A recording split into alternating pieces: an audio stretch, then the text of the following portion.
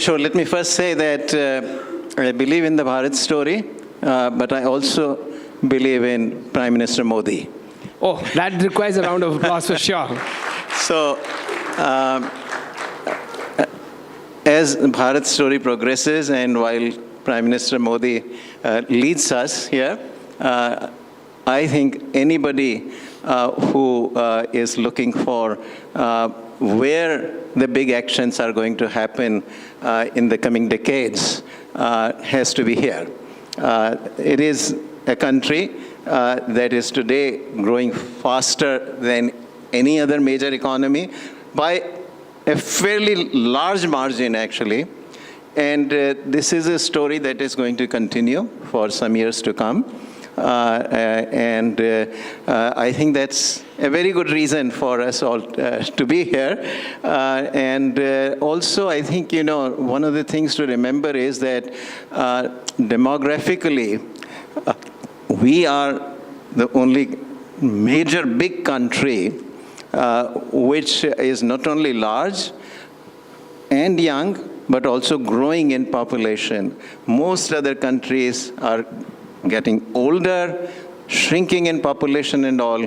So a lot of the action is going to originate here, even if, I believe actually we'll still see a lot more Indians around the globe for the simple reason that this is a rising nation and with a large population, with populations in the other parts of the world shrinking. So I think a whole lot is going to be coming in the next couple of decades from here.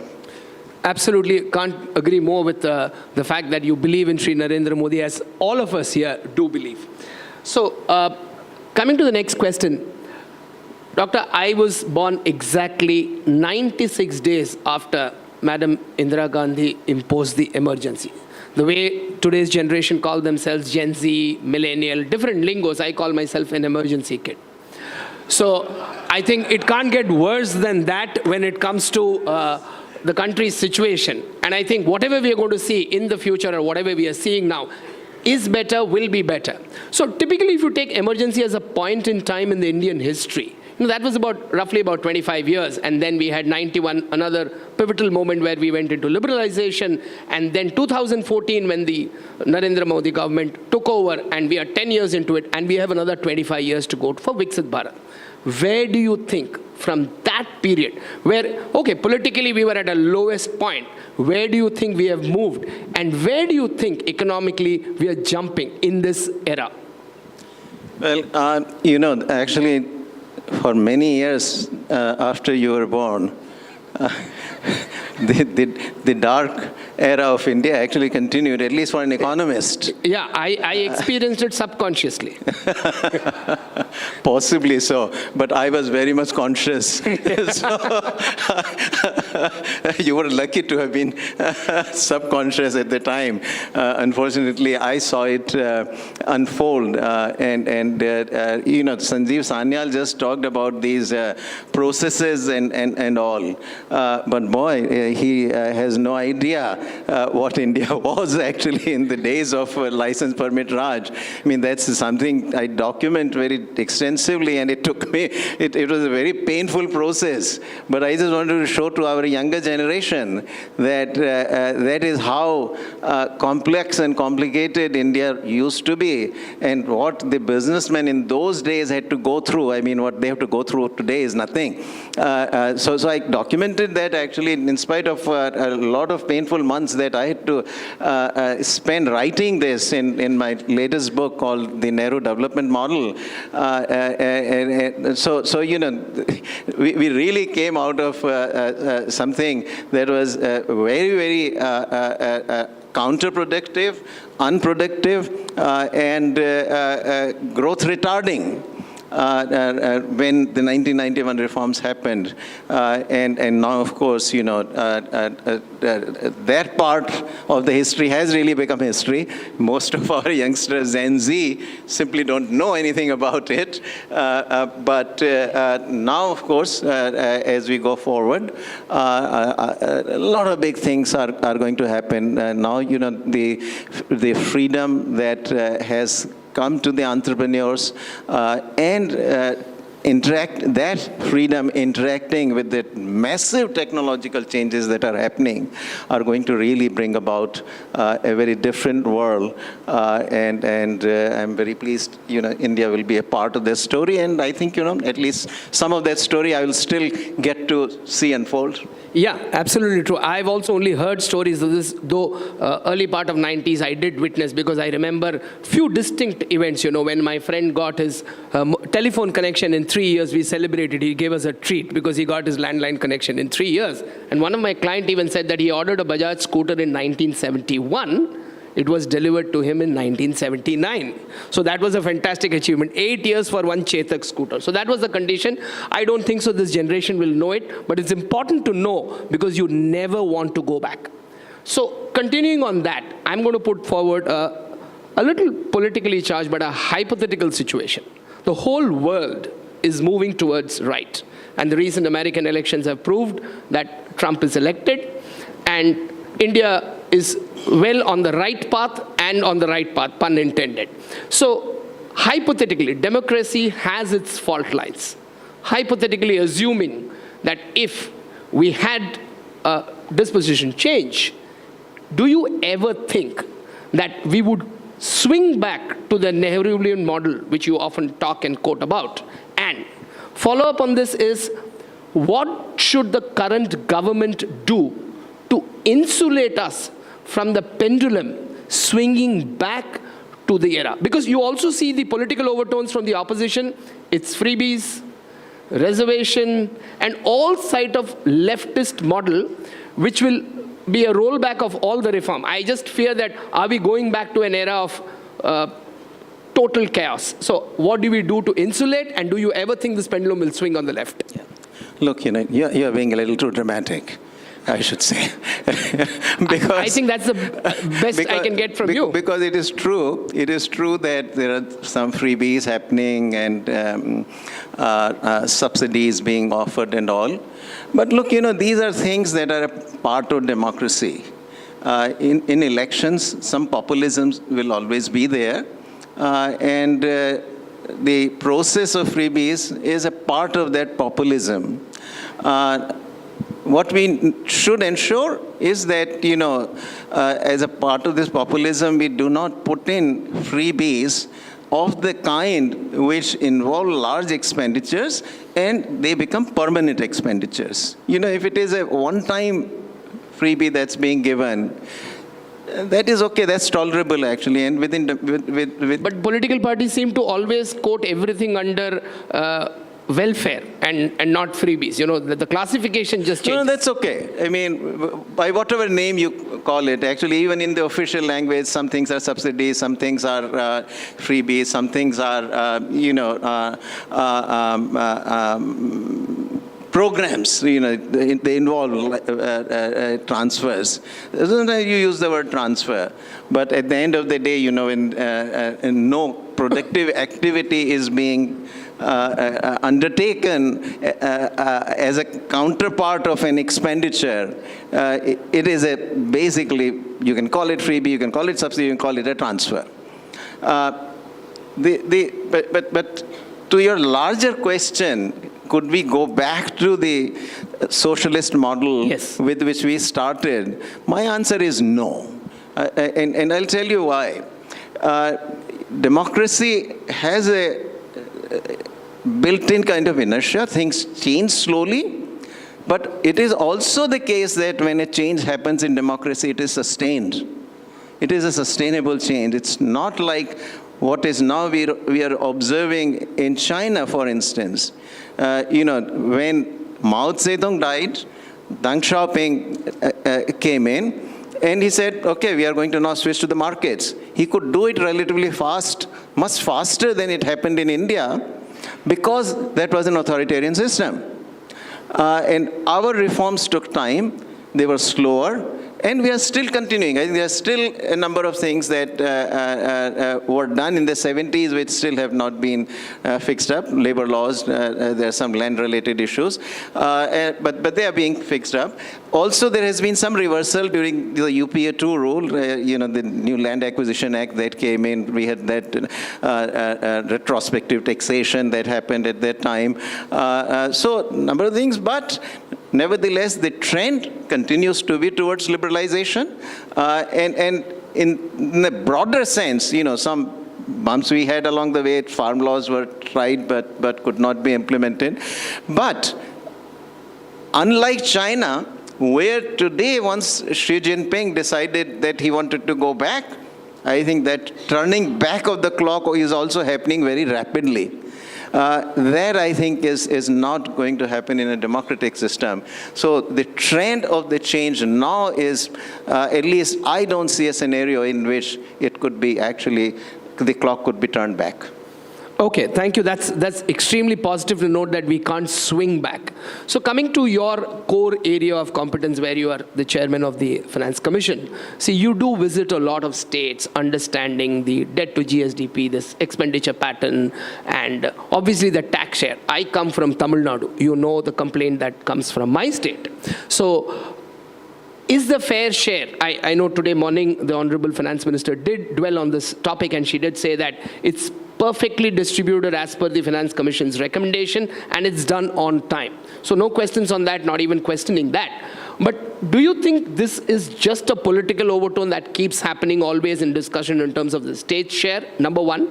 Number two, ever do you think the Finance Commission will put a recommendation to stop freebies completely? Very critical question politically and economically for a nation that's planning to grow at this rate. No. I mean, Finance Commission is concerned with the macroeconomic stability, and insofar as freebies may have an implication for macroeconomic stability, it will say things. Although in the end, it is not the remit of the Finance Commission to stop this or that. These are decisions by the governments, and many of these. So one of the things you should understand is that many of the transfers that are made are also part of your welfare system. And it is not quite so simple to distinguish something that is a part of welfare system or something that is a kind of waste. The line is not so sharp between these. And in any case, at the end of the day, it is the state governments as well as the central government which have to take the call. So that is where we stand, and to your question about the politics behind this and so forth, it's really, I don't call it politics because, this is something in which the interest of every state is at stake, and every state is going to, therefore, make the pitch that they get what they think is their fair share. As an example, we systematically hear in every state that we have visited that, the current share of the states in the divisible pool, in the shareable pool of tax revenues is 41%.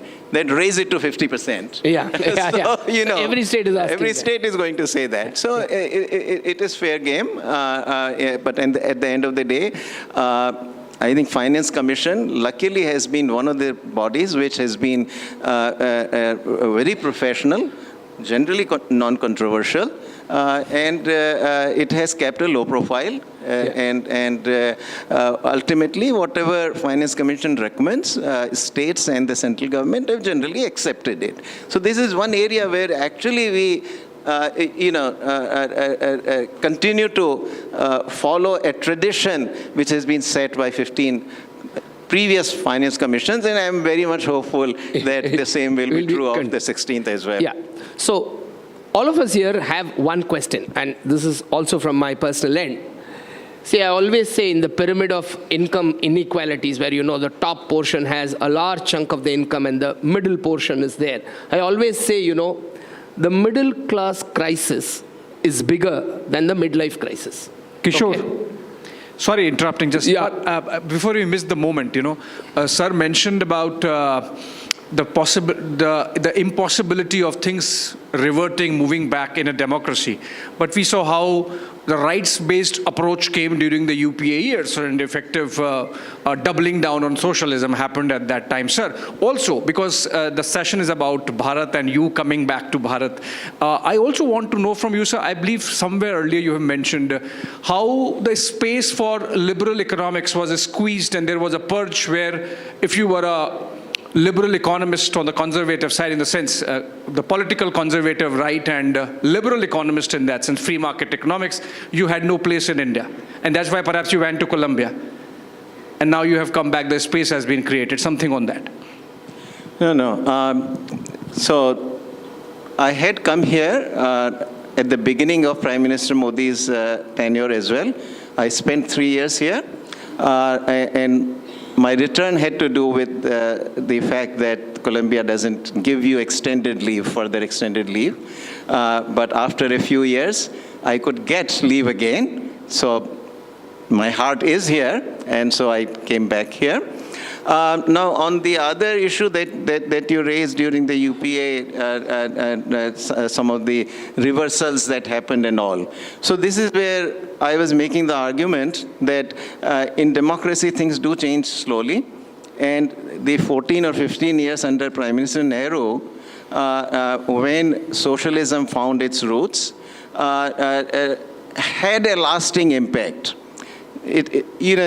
Whether you look at the politicians, you look at the bureaucrats, you look even, especially at economists, businessmen, because of this inheritance that the next generation comes, the younger come in, they learn from the older ones, they imbibe the same kind of philosophy.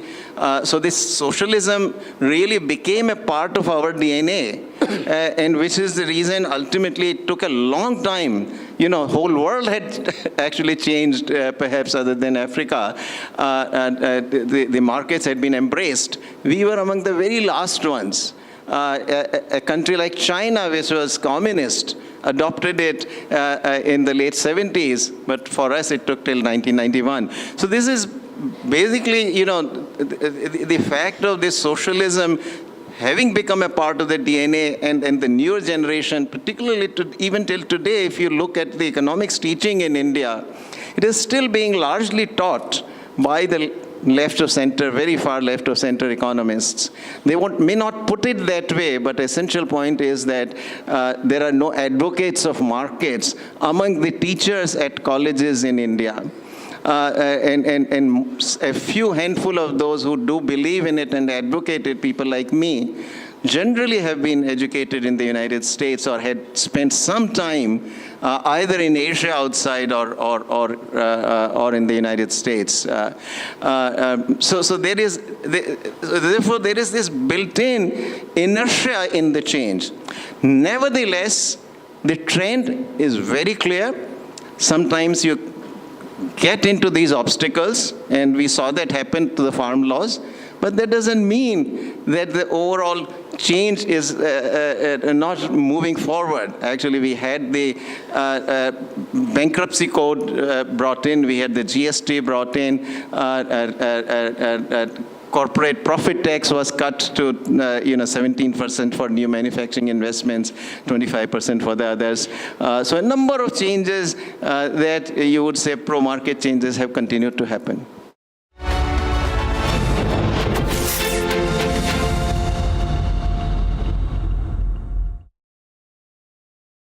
It is not about the number of acres that this complex is encompassed in. It is not about the 3.5 lakh square feet of studio space.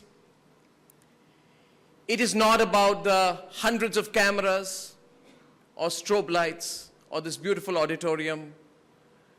But it is about the passion that makes the Republic Media Network a one of its kind, completely special news organization in the world today.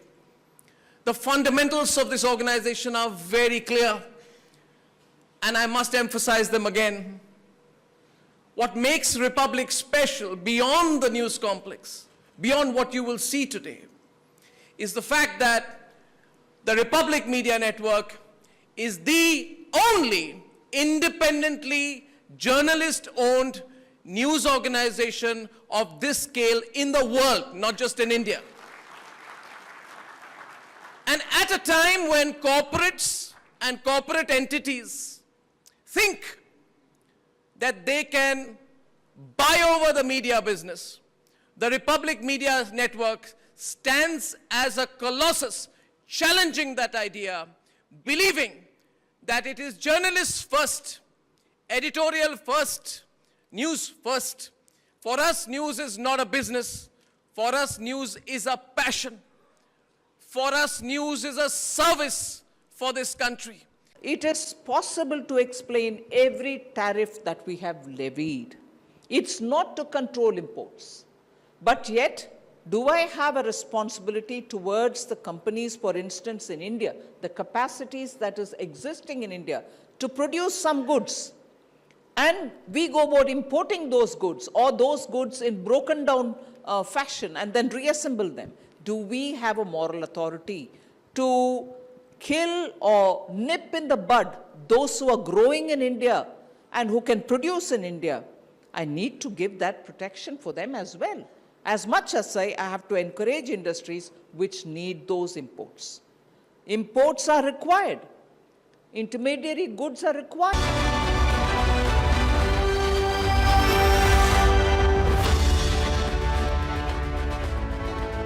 QS and THE, the world's foremost university rankings organizations, have ranked Amity amongst the top 3% universities globally, making it among the very few Indian universities to be included in both rankings. Yet another top ranking for Amity University.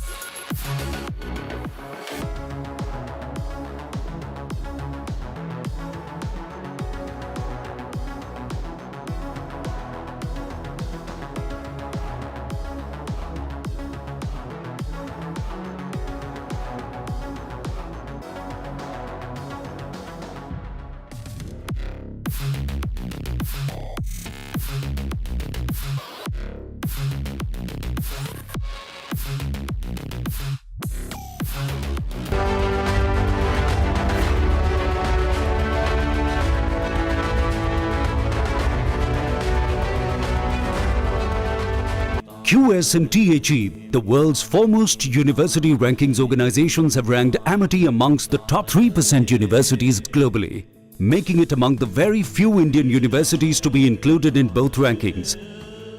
Yet another top ranking for Amity University. Bharat एक global super power बनेगा और media नहीं होगा तो वो global super power बन नहीं सकता है. So we are a dedication towards making India a global superpower. And we are very thrilled about it. We are very excited about it. For what we do is we live our dream and we say, can we make that happen? And I want to make one more prediction. People who think that they can do global news because they have money are totally mistaken. Ideas don't cost money. Ideology doesn't cost money. Nation first doesn't come with money. Belief doesn't come with money. The spirit of challenge doesn't come with money. This Republic Media Network is a fundamental belief that we can make dreams happen if we put our heart to it. 1000%, every single day. There is only one philosophy which guides us. We have many ups and downs, we have difficult days, we have challenging days. Swami ji बहुत बहुत धन्यवाद. क्या आपको लगता है कि विदेशी कंपनियां भारतीय बिजनेस प्रणाली, बिजनेस मेथड्स, बिजनेस लॉजिक, ये बहुत बड़ी डिबेट है आज, क्योंकि हमारी इकोनॉमी 4 ट्रिलियन बनेगी, 10 ट्रिलियन बनेगी. अभी बीवीआर सुब्रमण्यम साहब ने बहुत अच्छी तरह से कहा कि 30 ट्रिलियन बन जाएगी. 100 का टारगेट रखा है ना. हाँ, 100 का, 100 साल में 100 के बजे जोरदार है. तो इतनी बड़ी इकोनॉमी बनेगी तो मैं मैं अपना भी कंट्रीब्यूशन रखूंगा. मेरा सवाल ये है कि आपको क्या लगता है, what is the difference between the Bharatiya style of doing business and the MNC style of doing business, और आगे जाते हुए क्या एमएनसीज को भारतीय स्टाइल ऑफ डूइंग बिजनेस समझनी होगी या भारतीय कंपनियों को foreign style of doing business समझनी होगी? आप इसके बारे में. एमएनसीज हमको एक कंज्यूमर मानती हैं. कंज्यूमर तो हमको उपभोक्ता मानती है. एक कंज्यूमरिज्म, उपभोक्तावाद. हमको क्रिएटर नहीं मानती, हमको इनोवेटर नहीं मानती.